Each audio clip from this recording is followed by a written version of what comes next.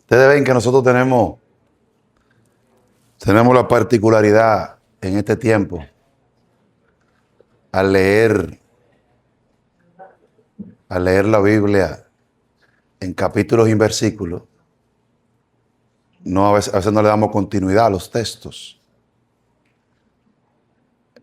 Siempre hay que recordar que los capítulos y versículos no son inspirados por Dios, sino la palabra, el contenido. Porque mire cómo empieza el capítulo 4, versículo 1. Te encarezco delante de Dios, ¿qué? Que juzgará a los vivos y a los muertos en su manifestación en su reino. ¿Qué? ¿Por qué? ¿Por qué dice eso? Porque en el 3:14 dice: pero persiste tú en lo que has aprendido y te persuadiste, sabiendo de quién has aprendido, y que desde la niñez has sabido las sagradas escrituras, las cuales te pueden hacer sabio para la salvación por la fe que es en Cristo Jesús. Toda la palabra, ¿verdad? Toda la escritura es inspirada por Dios. ¿Ve lo que dice ahí? Por eso dice el 4:1, te encarezco entonces. ¿Cogió la idea? Por eso dice en el verso 2 que prediques la palabra, que instes a tiempo y fuera de tiempo. ¿Por qué? Porque vendrán días donde la gente no va a tolerar. Vendrán tiempos cuando no sufrirán la sana doctrina. Amén. Pero si usted lo coge desde el versículo 14, ve que Pablo viene preparando el escenario para luego decirle: predica la palabra. La has comprendido la has conocido desde que eras niño. Sabe que es un reto para uno cuando uno desde niño sabe algo, porque uno siempre quiere buscar algo nuevo, ¿verdad? Pablo le está diciendo a Timoteo: vuelve a la senda, vuelve a la senda antigua, mantente. Recuérdense que esta carta se escribe Pablo ya finalizando su carrera, ¿verdad? Entonces Pablo tiene que dejar a Timoteo listo para asumir el rol que le corresponde. Esta carta se le llama a la carta de 1 Timoteo, 2 Timoteo, Tito, se le llaman cartas pastorales. Amén. No tienen nada que ver con pastores. Eso es un nombre que le pusieron. Porque a lo largo de la historia ha tenido otros nombres, las cartas. Un pastor, un día un predicador dio una serie de mensajes y le llamó cartas pastorales. Y de ahí en adelante le llaman cartas pastorales. Amén, hermanos. Pero no necesariamente, Timoteo no necesariamente era un pastor.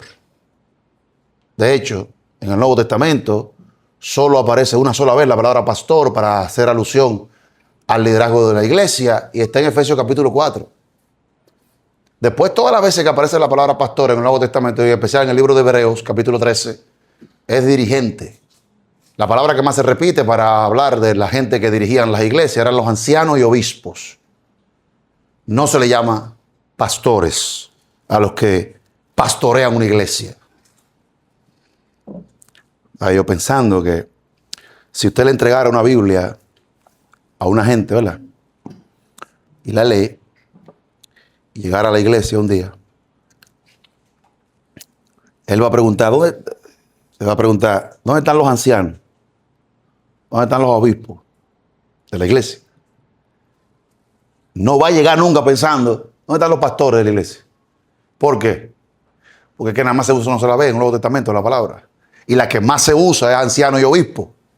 Entonces, a mí me llama mucho la atención que una cosa que aparece una vez en la Biblia es lo que se usa en la iglesia. El nombre. Y lo que la Biblia más usa para hacer alusión a los que dirigen la iglesia, no se usa. Entonces, si una gente coge la Biblia como un manual antes de entrar a la iglesia, cuando llega y dice, vea, ¿dónde están los ancianos? Eso es lo que debería decir si está leyendo el manual. Porque eso es lo que se repite en la Biblia más frecuentemente. Y yo no estoy diciendo que sea malo usar la palabra pastor, pero es que como que a veces está todo como al revés. La palabra que menos se usa para hacer alusión a la gente que dirige la iglesia es la que más se usa en la iglesia. La palabra que más se usa en el Nuevo Testamento, que de hecho hasta el mismo Pedro dice, ruego a los ancianos, yo anciano con ustedes, yo coanciano con ustedes, ¿verdad? Que apacentéis la gloria de Dios, dándole el mismo exhortación y llamado que el Señor le dio a él cuando le dijo, me amas. Entonces, como que a veces todo está como al revés. Por eso es que a nosotros se nos da las escrituras, no la palabra, para que nosotros nos guiemos por ella, no por lo que vemos en la iglesia. De hecho, en este mes de la Reforma, así como Lutero vuelve a traer la iglesia a los temas principales de la palabra de Dios, muchas veces Lutero no logró reformar todo. Lutero, de hecho, una iglesia luterana y una iglesia católica no hay mucha diferencia porque es que mi hermano, dejar la religiosidad es una enfermedad. Pero los judíos del Nuevo Testamento se quedaron con un montón de prácticas. De hecho, Pablo tuvo a los Gálatas, Pablo dice, no se circunciden, pero Pablo circuncidó a Timoteo. ¿Por qué? Porque él era judío, de familia judía, de padre griego, madre judía. Entonces, había un problema, dice que había muchos judíos, entonces él los circuncidó. Porque esta gente, aún dentro de la iglesia, aún en Cristo, no abandonaron todas esas costumbres. El mismo Pedro le bajan el manto y le dice, ven, come. Dice, no, Señor, nunca eso ha entrado en mi boca. Y le dice el Señor, no llames tú común a lo que yo he santificado. Cuando él llega a Jerusalén, lo toma, ven acá, y eso de que tú estabas en la casa de un gentil. Y ustedes no son cristianos ya. Y ya ustedes no tienen el Espíritu Santo. Seguían con sus mala maña. El problema que hubo en la iglesia que la viuda era desatendida, ese problema vino porque las judías ancianas que se habían quedado en Jerusalén, que no habían salido, la comida le llegaba a tiempo. Pero las que habían tenido contacto con gentiles, le llegaba tarde la comida. Por eso es que la solución al problema fue el diaconado, pero fue para el grupo de las judías que habían tenido contacto con gentiles. Por eso los nombres que se ponen ahí son nombres de griegos, porque fueron cristianos, judíos cristianos, pero que se habían criado fuera, que tenían la mente abierta, no tenían tanto prejuicio como el que se crió adentro de Jerusalén y no había salido para afuera. O sea, que siguieron con los prejuicios. Hechos 15, se hace el primer concilio. ¿Por qué? Porque los fariseos, la iglesia, querían obligar al gentil a someterse a todo el procedimiento para que pudieran ser salvos. O sea, no abandonaron la costumbre. ¿Sabe lo que estaban haciendo ellos? Tomando el vestido nuevo, cortándolo para remendar el de ellos, el viejo. Cuando el llamado era desnudarse, botar ese vestido viejo, roto y feo y ponerse el vestido nuevo. Ese era el llamado.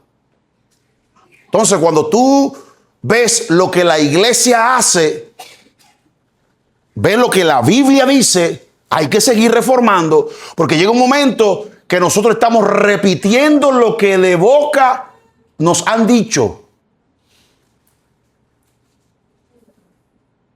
Por eso es que usted y yo tenemos que escudriñar las Escrituras. ¿Por qué? Para que nadie nos esté llevando donde el otro quiera. Y le voy a decir algo. Dice Pablo, yo le doy gracias al Señor que bauticé a fulano, fulano y fulano. De otro no me acuerdo. Porque no me mandó el Señor ¿a qué? A bautizar, sino a predicar el evangelio. Mira el argumento de hoy. Hermano, ¿y es pecado? No, pero si ¿era pecado bautizar? No. Amén. No era pecado bautizar. ¿Es malo bautizar? Tampoco, jamás. De hecho, es una doctrina. ¿Te acuerdas lo que leímos esta mañana? El bautismo. Es pecado. Porque nosotros usamos el argumento de que eso no es pecado. Y está mal eso.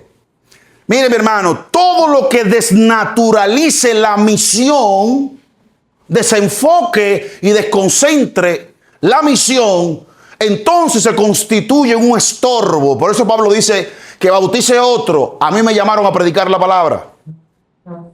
Amén, hermanos. Y es pecado servir a las mesas. Hechos capítulo 6. Es pecado servir a las mesas. Es pecado servir a las mesas. Pero yo dije, es pecado servir a la mesa, como si estuviéramos en la boca chica. Es pescado servir a la mesa. No, que si es pecado servir a las mesas. No. Pero los apóstoles delegaron esa función a otros para ellos entonces enfocarse en la misión. Porque a veces la iglesia está entretenida sirviendo a las mesas, pero no está sirviendo el pan de la enseñanza en las mesas. Muchos de nosotros, como iglesia, nos agarramos de lo que podemos hacer, de lo que no es pecado, de lo que no es malo. Sí. Tampoco es malo bautizar. De hecho, vayan y bautícenlo, dice el Señor. Amén. Pero Pablo dijo, no, yo me voy a enfocar en lo que a mí se me llamó a hacer, que fue proclamar el evangelio. Entonces, ¿por qué Pablo le dice a Timoteo aquí que predique la palabra? ¿Por qué le dice que predique la palabra? ¿Por qué Pablo le dice a Timoteo que predique la palabra? Mira, Pablo le dice claramente en el versículo 14, persiste en lo que tú has aprendido y te persuadiste. Versículo 15 le dice, tú lo sabes desde la niñez. Ya sabemos por las escrituras que él lo sabía por la abuela y por la mamá de él. Amén. O sea, el tipo está claro de la palabra desde siempre. De hecho, es más fácil cuando una gente domina las escrituras, explicar las escrituras. Amén, hermano. Es más fácil porque usted nada más tiene que citar los textos y dónde están las cosas. Por eso, para predicar el evangelio a los judíos era fácil para los apóstoles porque ya ellos conocían la palabra. Pero cuando Pablo tenía que llegar ante los gentiles, había que explicar el asunto desde cero. Por eso es que usted ve que Esteban hace un recuento de la historia del pueblo de Israel, de Abraham, Moisés allá, y entonces termina en la aplicación, hablándole de que así como rechazaron a José, así como rechazaron a Moisés, así rechazaron a Cristo. Pero ya ellos dominaban la historia y las escrituras. Pablo le dice aquí a él, tú también conoces las escrituras desde pequeño. Y es como Pablo diciéndole, te estoy recordando que esa palabra que tú conoces ya no te estorba en el crecimiento y en el desarrollo de la salvación en Cristo Jesús. Al contrario, te habilitan para que seas sabio en esta salvación. Y por eso sigue diciendo en el versículo 16, toda la escritura es inspirada por Dios. Por lo tanto, en el versículo 2 del capítulo 4, predica esta palabra inspirada. Amén, hermano. Sí, esa que tú sabes desde niño, predícala, proclámala. Amén, hermanos. Esta palabra que salva y trae la fe, esta palabra que engendra a los hijos de Dios, esta palabra que es útil, que es buena, que sirve para corregir, para todo lo que está estorbando el crecimiento, esta palabra lo elimina, lo saca del medio y seguimos avanzando hasta que el hombre de Dios sea perfecto, enteramente preparado para toda buena obra. Predica la palabra.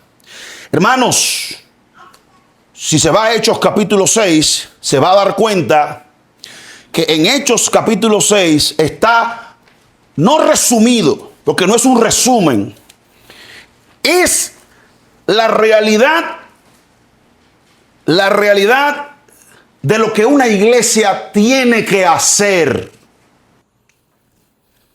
En aquellos días, versículo 1, como creciera el número de los discípulos, hubo murmuración de los griegos contra los hebreos, de que las viudas de aquellos eran desatendidas en la distribución diaria.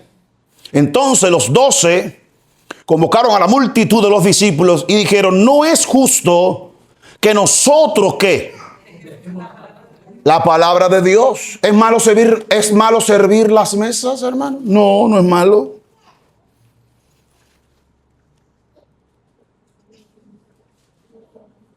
Ahora, si cuando pase el 2025 servimos más la mesa que es la predicación, ya es pecado ya. ¿Entendió? O es que ustedes no tienen casa, como dice, la que ustedes coman y beban. ¿Me doy a entender? Y es malo. Entonces, tú sabes todas las cosas que una iglesia puede hacer. Tú sabes todas las cosas que un grupo de hermanos, de individuos pueden hacer. Nosotros podemos el próximo domingo irnos para la playa. Para un hospital también podemos ir. Y es pecado si lo hacemos.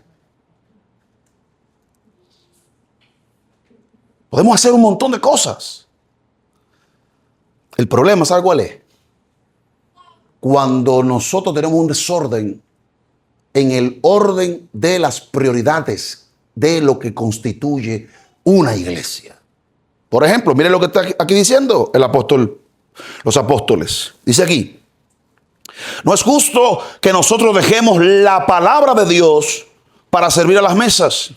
Buscad pues, hermanos, de entre vosotros a 7 varones de buen testimonio, llenos del Espíritu Santo y de sabiduría, a quienes encarguemos este trabajo. Versículo 4.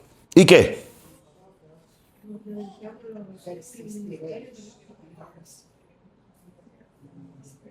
Aquí vemos 3 cosas que esta iglesia, como la gente a veces dice, la iglesia primitiva. En la iglesia primitiva nada más hacía 3 cosas: predicar, orar y servir en las mesas. Eso es lo que hacía. Y lo pueden ver en los capítulos primeros. Dice: y perseveraban en la doctrina de los apóstoles, en el partimiento del pan, ¿verdad? Y en las oraciones. Ahora, ¿tú crees que un evangélico 2025, 19 de octubre, tú crees que eso le basta a un evangélico? Orar, predicar y ayudar al necesitado. ¿Le basta a una iglesia? Seamos sinceros. Hoy nos basta a nosotros eso. No. Hoy tenemos que tener lunes de avivamiento, martes de alabanza, miércoles de ayuno, jueves de esto. Y es malo que se haga eso. Bueno, si al final del mes y del año nos da un examen de la palabra y no quemamos, entonces hay que desbaratar todo lo que estamos haciendo, porque el objetivo es predicar la palabra.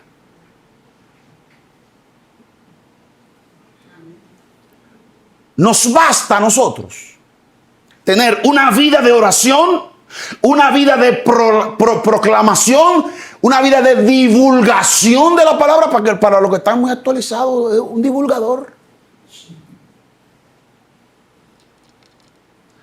Mire, yo no estoy simplificando ni reduccionismo, esto es disparate. No, es que el poder del evangelio no radica en su sencillez, sino en el Dios que lo respalda.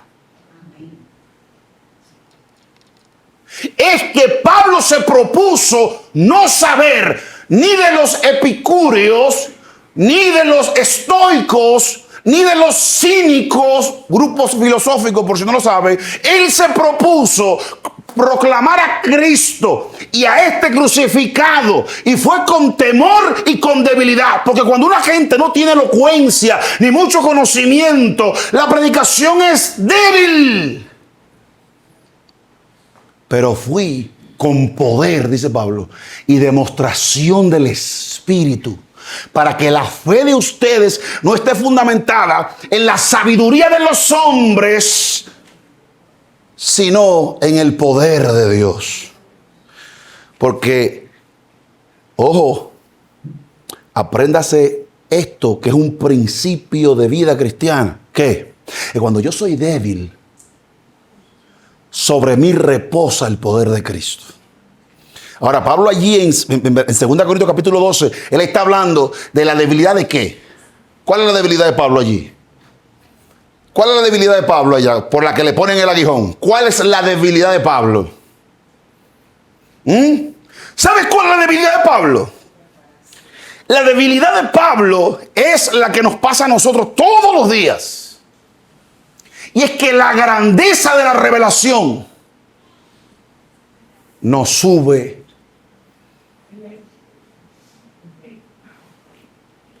Y Dios nos llena de revelación, de conocimiento, y nos amarra un blow en el pie para que el helio de la revelación no nos suba y nos mantiene equilibrado ahí.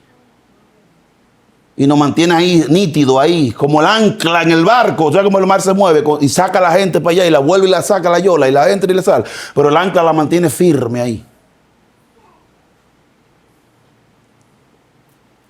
Por eso, cuando David ya es rey, ya domina, ya tiene muchos años reinando, David cae en adulterio. ¿Por qué? Porque es que la grandeza del reino, de la revelación, del dinero, de lo que sea, por eso es que nosotros lo dañamos. Entonces Dios tiene que meter un aguijón para poder darnos más y que nosotros no dañemos el asunto. Para eso el aguijón. El aguijón era para darle mayor revelación. Para darle mayor revelación. Para darle mayor revelación. Pero el ego de Pablo no. ¿Y por qué el Señor no le quitó el ego? No era más fácil ya quitar el ego. ¿Y quién ha dicho que el ego se borra? ¿Quién ha dicho que el ego, al que le quitan el orgullo, se murió? De hecho, le voy a decir algo. Es pecado vivir sin orgullo. Para que el que se gloríe, gloríese en el Señor. Todo el que no tiene orgullo por Cristo, orgullo por las tribulaciones, dice Romanos capítulo 5. Orgullo por la esperanza. Uno tiene que sentir orgullo por el Señor. Porque de las cosas que nosotros nos gloriamos en la vida, aunque sean unos disparates, pero para nosotros son importantes. Aunque son disparates. Pero cuando yo siento orgullo por algo, es porque es importante para mí. Por eso la Escritura dice, no, yo no tengo problema con tu orgullo. ¿Es de qué? Dice la Biblia, ¿quién te distingue a ti? Que tú tienes que no hayas recibido. Y si lo recibiste, ¿de qué te glorías? Como si no, ¿verdad? ¿Verdad? Sin embargo, el Señor no quiere que nos gloriemos de aquellas cosas que hemos recibido y que actuemos como que no las hemos recibido. Sin embargo, el Señor no tiene problemas ni tiene límites en que te sientas abrumadoramente orgulloso del Señor. Entonces, dale rienda suelta a tu orgullo en Cristo. Lo que pasa es que de Él es que no queremos gloriarnos, sino del carrito, de la casita, de la inteligencia, de la percha. ¿Cuál es el rol entonces de una iglesia? Aquí lo dice. Proclamar la palabra. Orar. Y ayudar al necesitado. ¿Cómo lo hizo la iglesia eso? ¿Cómo lo hizo la iglesia? Primera Timoteo, capítulo 5.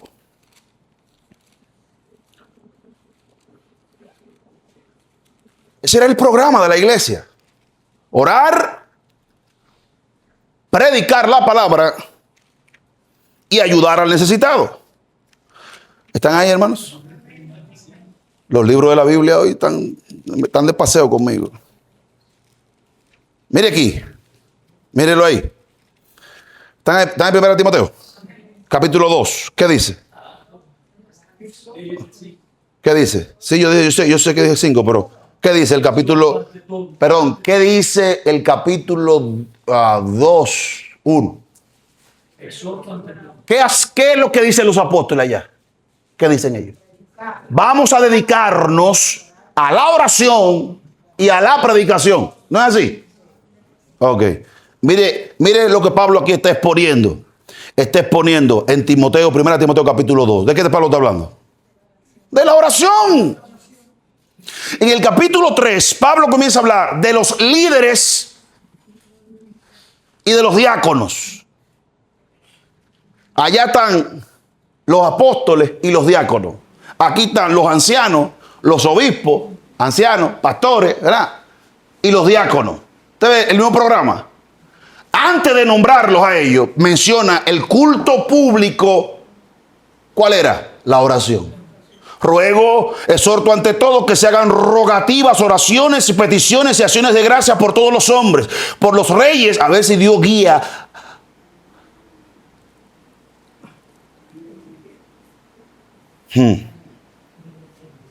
a los que están por la bolita del mundo y el de la 30D. Por los reyes y por los que están en eminencia. ¿Para qué? Para que vivamos quieta.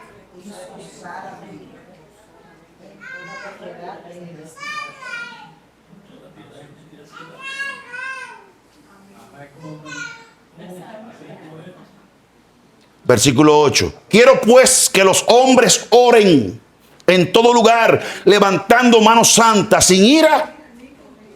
Y nosotros perseveraremos ¿en qué? En la oración, en la proclamación de la palabra.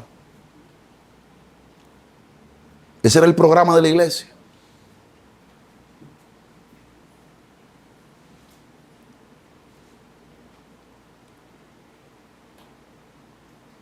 Capítulo 3, del 1 al 7, del 8 al 13.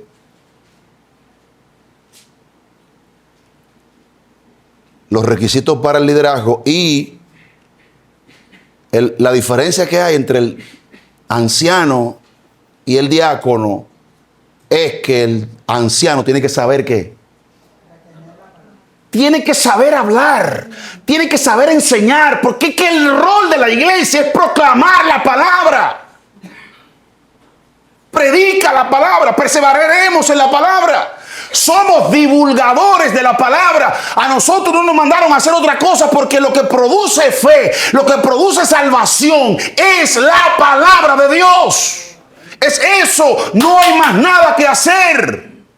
Y nosotros religiosos, y nosotros llenos de ansiedad, y nosotros nerviosos. Ay, hermano, no estamos yendo a las naciones. Vamos a buscar un ministerio que esté yendo a las naciones y vamos a mandarle $1,000, $2,000 para que ellos hagan el trabajo y se me cuente a mí. ¡Wow! No fue lo que hizo la iglesia filipense con Pablo. Yo tengo que ir. No, y él está allá. Vamos a mandarle las armas. Le mandamos el dinero. ¿Hay cuántos evangelistas hay? 200. Buscamos 3 que estén potables y le invertimos. Yo tengo que ir yo.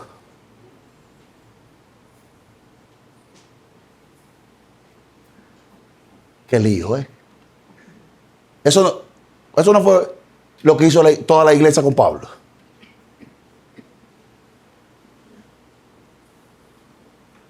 Pero ¿qué pasa con nosotros? ¿Qué pasa con nosotros? Que si yo no voy yo y lo hago yo, no actúo ni siento que lo estoy haciendo yo. Ya tú sabes. No dice la escritura que el que le da un vaso de agua a un profeta, por cuanto el profeta recompensa de qué.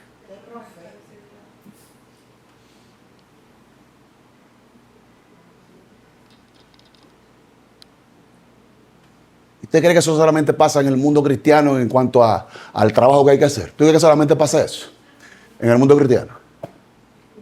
Eso pasa en la casa. En la casa pasa todos los días. El hijo se queda mirando al papá y dice, yo siento que tú no me amas. Ah, yo no te amo. ¿Y cómo tú comes? ¿Y el colegio? ¿Y esta casa? ¿Quién es que la paga? ¿Para que tú tengas qué? ¿Cómo que yo no te amo? ¿Y qué es lo que tú entiendes que es el amor? ¿Qué es lo que tú entiendes que es el amor?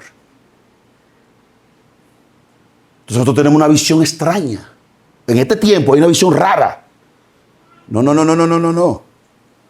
Por eso, si yo le envío $1,000 a Hamas, Me meten preso.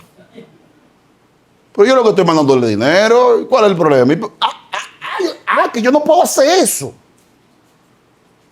Entonces nosotros tenemos una visión rara, extraña, de lo que es cuando tú y yo usamos el dinero que tenemos en la mano.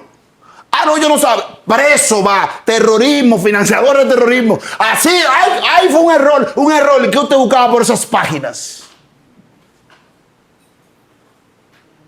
Pues lo mismo pasa, dice Juan, dice la carta de Juan allá, que no le diga que bienvenido a los que promueven una doctrina contraria a lo que tú crees, porque el que dice bienvenido se hace cómplice. Nosotros somos como niños, como que esto es una ingenuidad, como ay, que sé yo qué, no. Donde está tu dinero, está tu corazón. No dice el Señor Jesucristo eso. Por eso cuando yo invierto mis recursos en mi esposa, en mis hijos, en mis hermanos, en la iglesia, en la cosa, ¿qué es lo que yo estoy diciendo? ¿A ustedes no les gustan esos mensajes? Oh, yo le digo a Hierro que lo corte.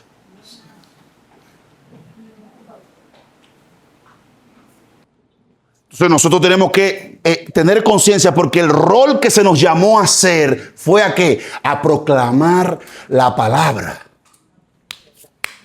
A proclamar la palabra. La otra cosa que la iglesia, que el Señor nos mandó a hacer, es ayudar al necesitado. Y mírenlo aquí está, capítulo 2, oración. Capítulo 5, Pablo habla de las que son viudas. Lo dice ahí, versículo 9. Versículo 4.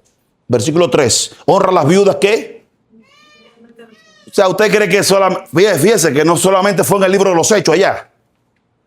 ¿Se acuerdan? Las viudas fueron...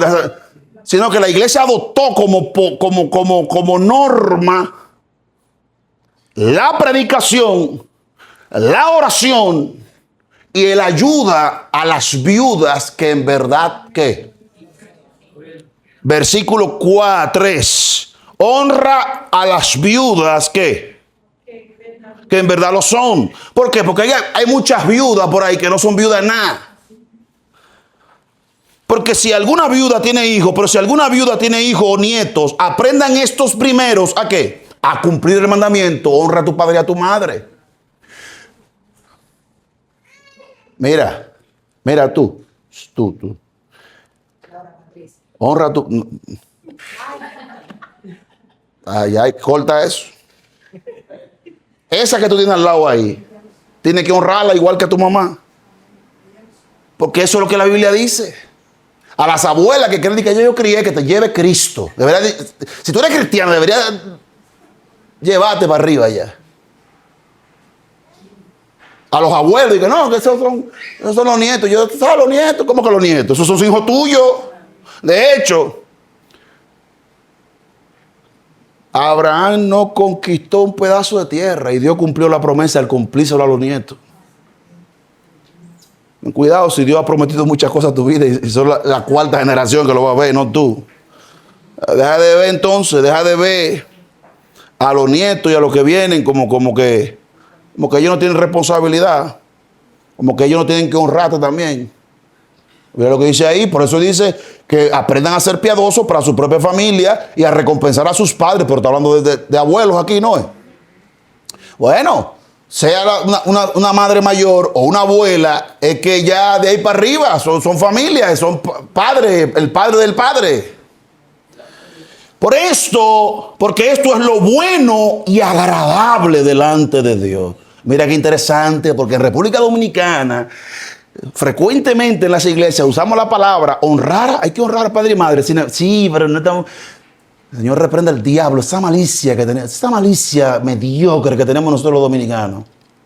¿De qué palo está hablando aquí? Ya ves cómo... Mira cómo estamos, como que sí, pero que no queremos aceptarlo. ¿De qué palo está hablando? Del dinero.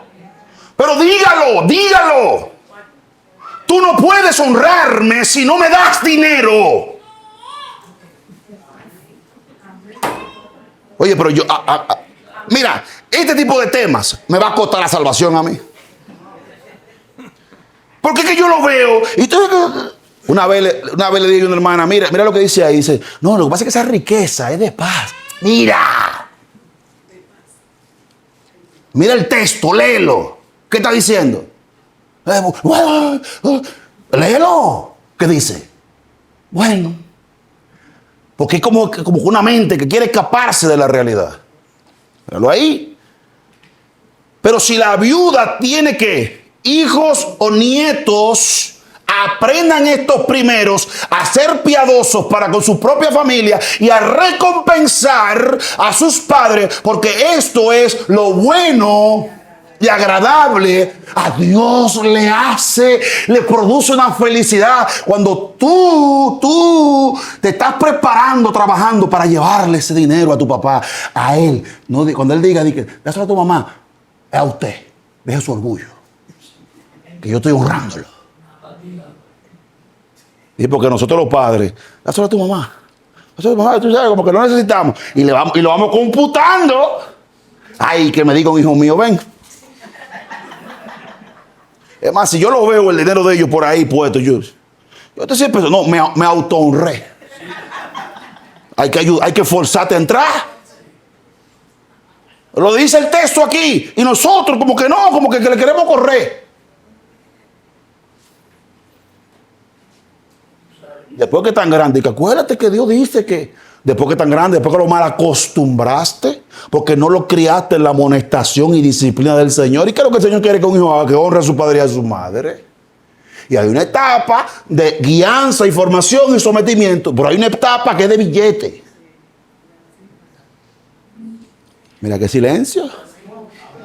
Nadie dice amén, porque no nos agrada el tema. La Biblia lo dice, el Espíritu Santo lo dice, pero nosotros somos más santos que el Espíritu Santo. Y yo tengo que caer hasta en este extremo a veces, porque yo digo, pero ¿por qué?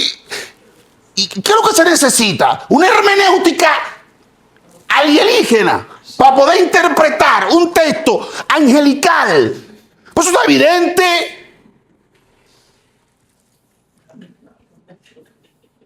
Entonces yo le digo, usted llega a la iglesia y ve, pastor, pero no ve, anciano. Pues, lo que se usa una vez es lo que se usa todos los días. Es como raro. Es como que usted le den una receta y le digan, échale 2 cucharaditas de sal, 10 de arroz, y usted haga al revés la receta. 10 de sal y 2 de arroz. Haga las cosas como se la dijeron, para que eso termine al final como se espera que termine. Entonces, este texto, como si fuera, sí, eso mismo. Sigue tirando gemidos indecibles. Que Dios conoce tu corazón. Mas la que en verdad es viuda, ha quedado sola, espera en Dios. Y es diligente en súplicas. Sí, porque esas mujeres, por eso que te está llevando. Porque tú no eres viuda, eres soltera, eres mayor de edad, pero la rodilla está muy linda. Tú no estás orando y suplicando.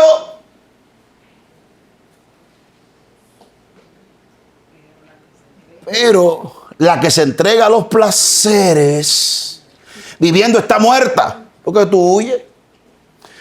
Manda también estas cosas para que sean irreprensibles. Porque si alguno, ustedes saben, entonces versículo 9, sea puesta en la lista solo la viuda no menor de 60.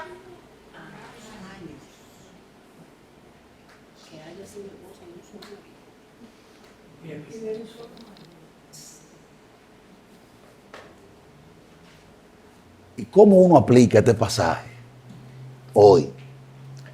Cuando usted anda dando con el corazón y con las emociones y los sentimientos. Mira el listado ahí. Porque aquí nada más. No. Usted no califica para ser pastor. Porque 1 Timoteo capítulo 3 dice que estos son los requisitos.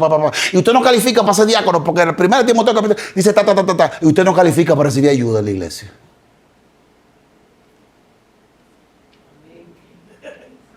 ¿Y qué fue? Te pregunta, ¿en qué momento fue que el Espíritu Santo se le salió a Pablo y le entró el diablo y empezó a escribir esto? ¿Esto no es palabra de Dios? ¿Y por qué choca con las emociones de nosotros? No es justo que dejemos la predicación y la oración para servirle a las viudas.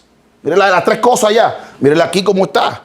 En el capítulo 2 la oración, en el capítulo 5 la ayuda y obviamente desde el capítulo 1 Pablo, si usted lo lee en el capítulo 1, Pablo le dice a Timoteo, te dejé, versículo 3, como te regué, capítulo 1, versículo 3, como te rogué que te quedases en Éfeso cuando fui a Macedonia, para que mandase a algunos que no enseñen qué. Entonces, palabra, oración y ayuda. Es difícil. Pero te basta. No, nos basta. No. Te basta.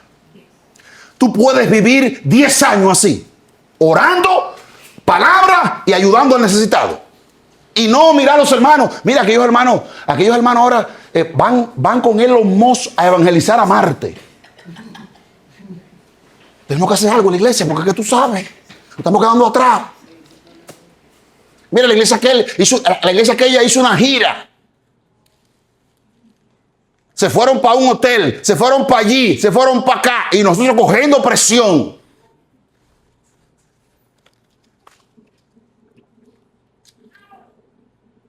Que el culto de jóvenes de aquella iglesia metieron un carro en medio del templo.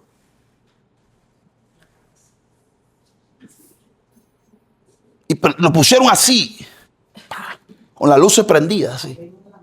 ¡Eso lo hice yo! ¿Tú qué estás jugando?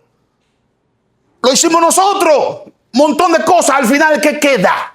¿Qué queda? Viene la prueba, viene la circunstancia, viene la adversidad. ¿Y dónde está? ¿Dónde está el crecimiento? ¿Dónde está el crecimiento? ¿Dónde queda el crecimiento? ¿Dónde queda? Mire, esta segunda carta de Timoteo y esta primera carta, pero en especial la segunda carta, Pablo le dice a Timoteo, no te metas en discusiones, no te metas en contiendas, no te metas en palabrería, no discutas de cosas de vieja. ¿Por qué? Porque la iglesia con el tiempo, si no es que dentro de la iglesia comienza todo el mundo a hacer propuestas, ideas de lo que hay que hacer, olvidando la iglesia que su misión es orar y proclamar la palabra. Amén. Y ayudar al necesitado. Eso es lo que la iglesia tiene que hacer, pero comienza todo. Entonces dice Pablo, no te envuelvas en discusiones de viejas. ¿O usted no lo ha leído eso? Mire, mi hermano, honestamente, mire lo que me pasó aquí ahora. Están en el primer capítulo de Timoteo. Mire lo que me pasó aquí. En el capítulo 3 de la segunda Tesalonicense, que está al lado ahí mismo está. ¿Están ahí? Este texto fue involuntario. De hecho, me di cuenta que estaba aquí, porque buscando el versículo, leí donde no era, pero cae. Una diosidencia. Capítulo 3, versículo 1. ¿Están ahí? Por lo demás, hermanos, orad por nosotros. ¿Qué? Oración y predicación. Orad por nosotros. ¿Para qué? Por eso Pablo podía estar preso, porque la palabra no está presa. Nosotros somos promotores de ideas, no de personas. Y las únicas personas que promovemos es Cristo.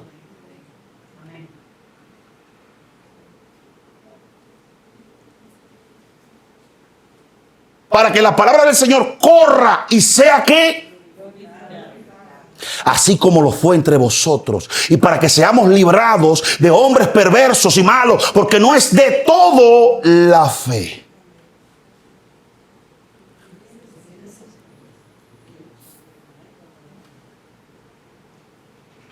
¿Usted sabe por qué el Señor permitió que todos los apóstoles murieran de forma drástica?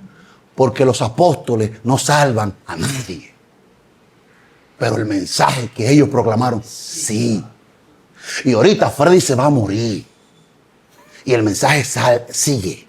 Y ahorita yo vivo el último.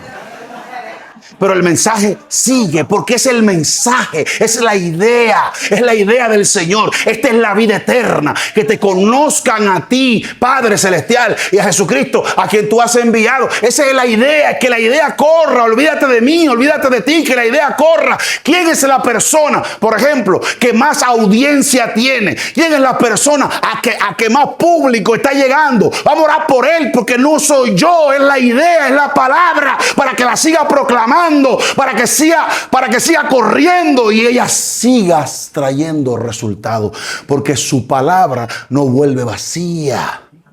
Yo no tengo que estar, yo no tengo que decirlo, porque lo que salva es la palabra. La proclamamos, sí, porque pero no somos nosotros. Y como Jonás, hasta mal predicada, deberíamos predicarla de mala gana, de mala voluntad. Mira, por ahí viene un juicio y el tipo ni a nadie se paró, ni hizo llamado, ni arrepentimiento, ni nada, porque él lo que quería era que acabaran con eso. Nadie ha tenido más éxito que Jonás. Eso fue una predicación, mira, sí, mira, vino un juicio, ¿oyeron?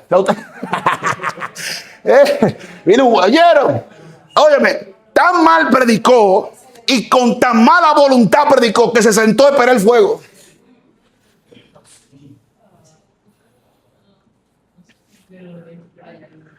Dice Pablo, esta gente predica el evangelio para frustrarme, para incomodarme, para provocarme envidia, para provocarme celo, para afligirme. Dice Pablo, ellos lo que no se están dando cuenta, que en última instancia, sean ellos o sea yo, Cristo está siendo proclamado. Y eso es lo que a mí me importa, que la gente sepa. No importa que yo esté preso, no importa que yo esté vivo, no importa que yo esté muerto, no importa que yo esté allá, que yo no esté allá.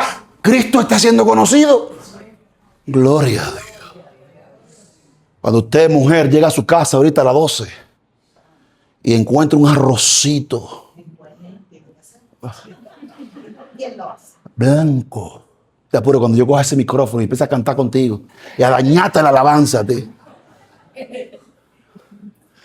Cuando yo comience a dañarte la alabanza a ti. No, amén, no, pero tú no. Ya hace 22 años, el miércoles que viene, que yo te enredé a ti, ya es a ellos que tengo que enredarlo. Ya tú te acogías, ya la palabra de ti ya corrió. Y de este lado, ¿qué hay que hacer? No, yo voy a agarrar el micrófono y pensar, todo va a estar bien. Todo va a estar bien. ¿Y qué tú quieres? Yo no sé cantar. Todo va a estar bien. Desde el radio, el micrófono y los hermanos, todo, no parece que todo va a estar bien con esa voz. Todo está mal. Ahora se alaban para el Señor. Eso va para el eso va a llegar. Sí.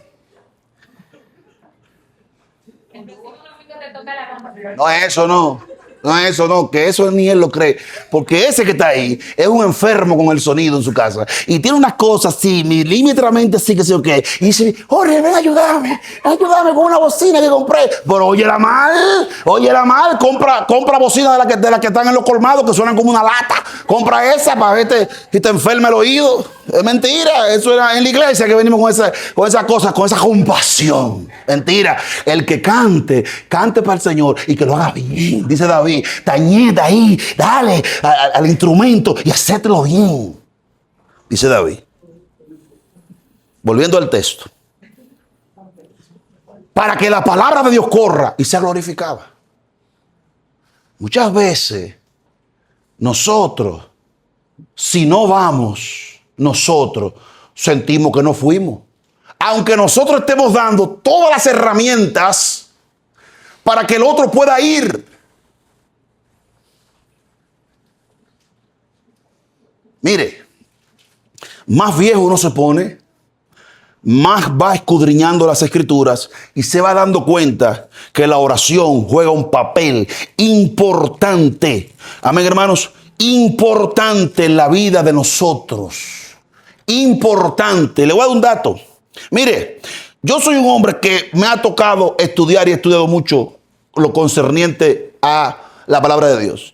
Y le decía a alguien lo extraño que me ha pasado, que de rodilla orando y orando conforme a la palabra, he recibido impactos de la palabra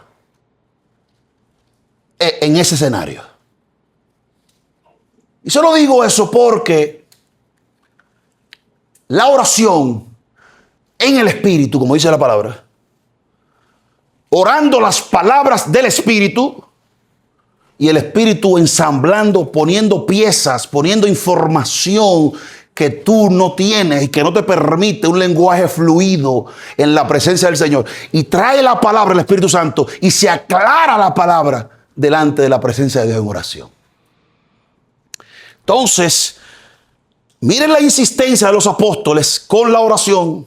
Miren la insistencia de Pablo en todas sus cartas pidiendo oración por él para que le sea dada palabra. Oye, el hombre que fue al cielo, al hombre que dominaba el Antiguo Testamento así, él estaba pidiendo oración para que Dios le dé palabra, porque él sabe que las palabras son traídas y recibe de nuevo. Y esa palabra vieja sale nuevecita y presentada de un ángulo, de una forma que estremece la iglesia. ¿Y por qué esa necesidad de que se ore y que sea dada palabra?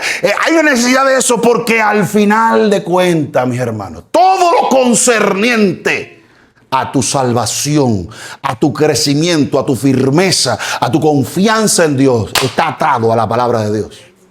Lo demás con Mastercards. Pero lo que tiene que ver con crecimiento y todo, es la palabra de Dios.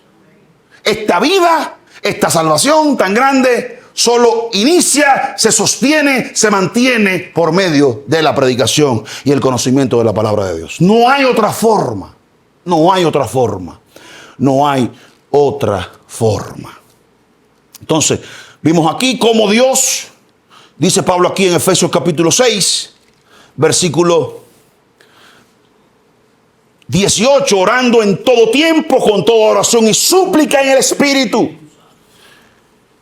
¿Sabe una cosa? No hay forma de explicar qué significa orar en el Espíritu, pero los que han orado en el Espíritu saben lo que significa orar en el Espíritu.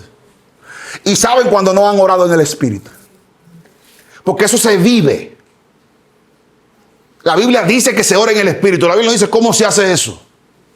Ahora, los que oran y oran en el Espíritu y procuran eso, saben cuando oran en su propia fuerza y cuando oran con la fuerza del Señor. Y lo distinguen. Y dice Pablo aquí, orando en todo tiempo, con toda oración y súplica en el Espíritu, y velando en ello con toda perseverancia y súplica. Mira, mi hermano, no hay un mandamiento en el Nuevo Testamento de todas las cosas que la iglesia, porque no todos los días hay una viuda, no todos los días hay una necesidad de ayudar a alguien, no todos los días hay un enfermo, no todos los días hay un tema de necesidades. Sin embargo, la oración es continua, la oración es constante, la oración es continua, la oración no puede parar, no puede parar. Por ejemplo, el mensaje del próximo domingo, ¿será bueno o será malo? Todo queda en sus benditas rodillas. Nada más 2 gente dijeron amén. Porque nadie quiere esa responsabilidad. Alaba. Orando en todo tiempo con toda oración y súplica en el Espíritu, y velando en ello con toda perseverancia y súplica por todos los santos y por mí, a fin de que al abrir mi boca me sea dada palabra para dar a conocer con denuedo el misterio del Evangelio, para que con denuedo hable de él como debo hablar. Quizás no hay malos pastores o malos predicadores, lo que hay es malos oradores. Y no hablo de oratoria, hablo de oración.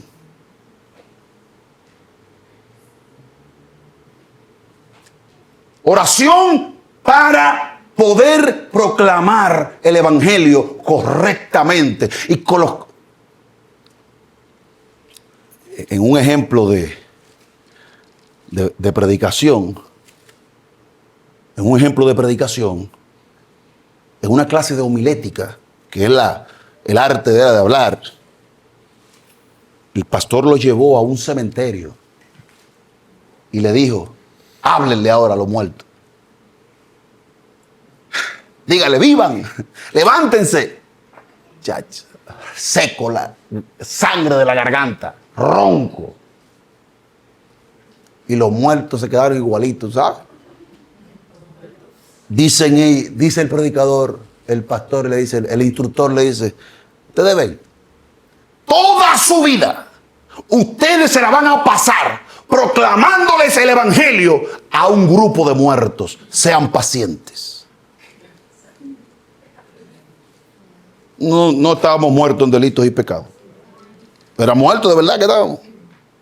Por eso, si usted no ora por los que están proclamando la palabra, y si usted es tan generoso, tan bondadoso y tan hipócrita, que está orando por esos pastores que están allá y no ora por lo que le proclaman a usted la palabra para su propio beneficio,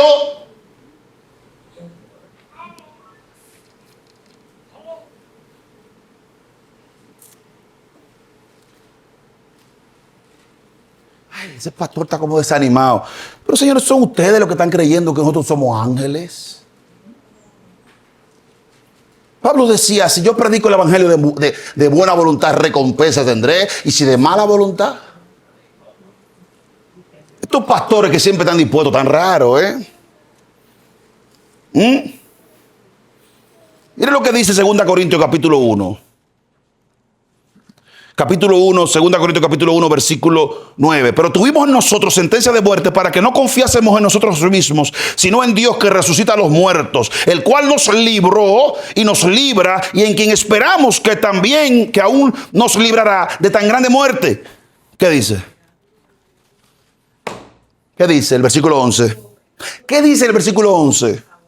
¿Qué dice el versículo 11? Hermanos, la iglesia es una cooperativa donde cooperamos.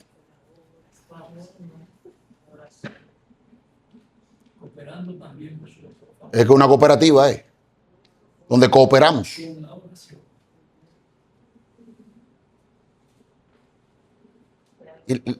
Siendo sinceros, ¿usted cree que nosotros pensamos, usted está en su oficina de lunes a viernes, en su negocio de lunes a viernes, en su trabajo de lunes a viernes, usted siente que el hermano cuando le ora y ora por usted, le está cooperando? Vemos la oración, porque lo más lindo es que Dios coloca la oración en esta posición. Porque la oración es una ayuda.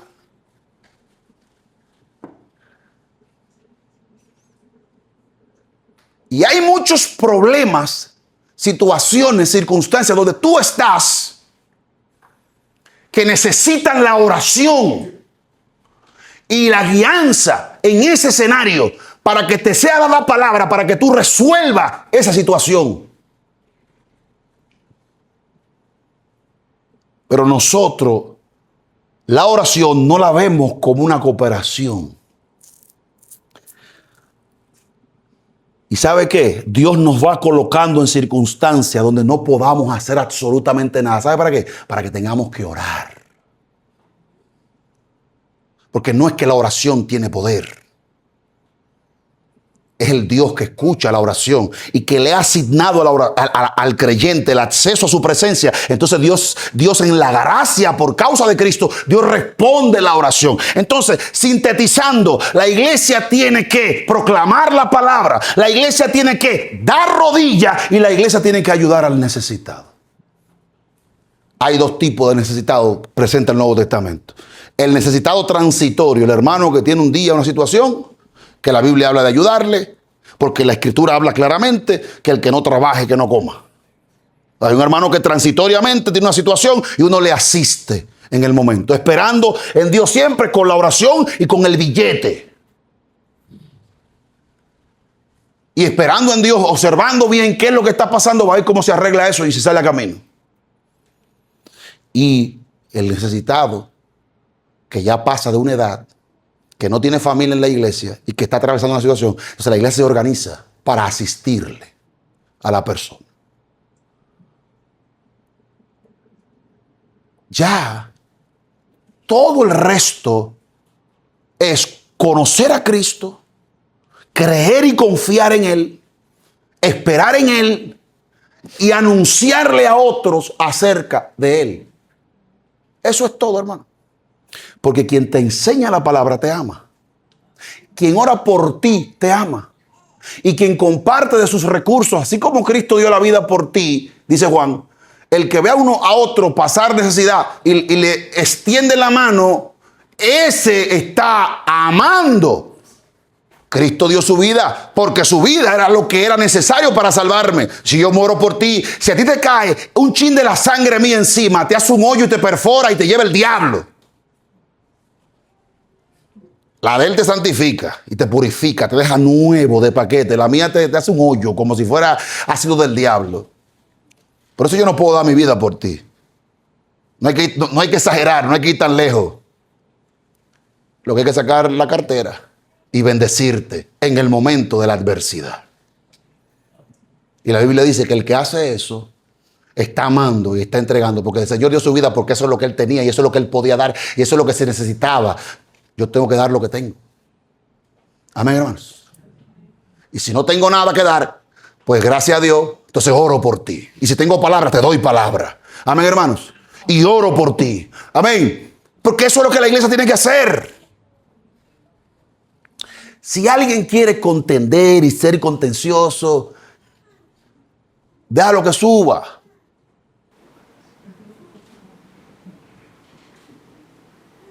Y oremos para que el Señor le muestre la palabra, porque al final es tan sencillo como se lo estoy diciendo. ¿Y cómo estas cosas cambiaron al mundo?